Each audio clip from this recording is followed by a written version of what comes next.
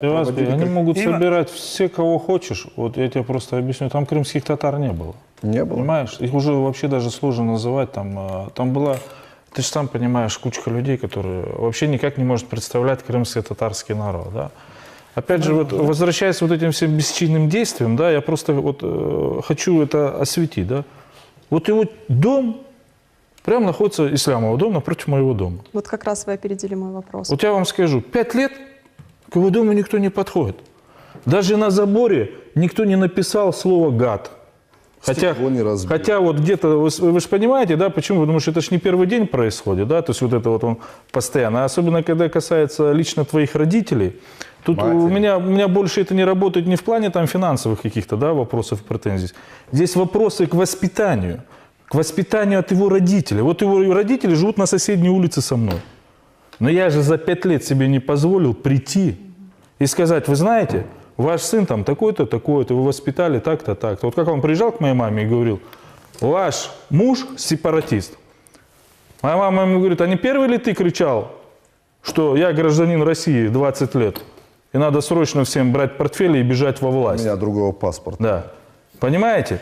Вот это вот суть.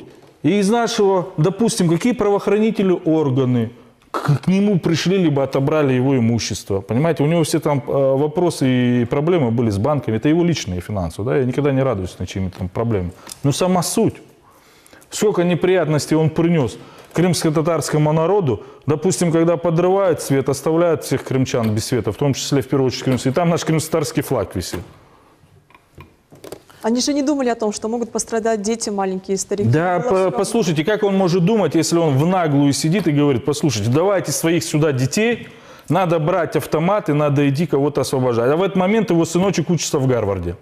Понимаете, всякие гадости там пишут в Фейсбуке. На телеканале 1+1, когда он заявил, что да, если бы повторилась ситуация в 2014 году, я бы принес... Он говорит, я сожалею, что не пролилась крымско-татарская кровь. Да. Понимаешь, мечта у него. Если мы сейчас опять будем опускаться в частности, мы же должны понимать, что частности вытекают из общего. Частности просто так сами по себе не формируются и не происходят. Есть общий канон, и в этой общей струе появляются вот эти частности, которые... Вы правильно говорите. Вот берем с вами господина Чубарова. Я, наверное, устал уже об этом говорить. Но вот он себя позиционирует как лидер крымско-татарского народа. Я опять же повторюсь. Вот я помню, когда этот телеканал открылся Милет, вот первая девочка была, я Богосланец не запомнил, кто была ведущей. Он ее как только не назвал. Ее мама, вы все будете прокляты. И туда-сюда. Потом берет на моей странице пост. Постить. Я могу показать, да, допустим, что он написал. И он пишет УРСП. Ну, в нашем народе мы понимаем, да, что такое. Нажимаешь переводчик, там сразу появляются те слова, сын там непонятно кого. Вот как? Вы понимаете? И если кто-то, допустим, сидит в стороне и читает и хихикает над этим хихикать не надо.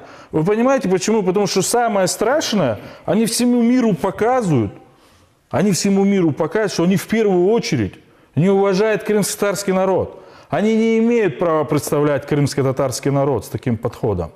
Никому не дано право кого-то оскорблять. Причем незаслуженно.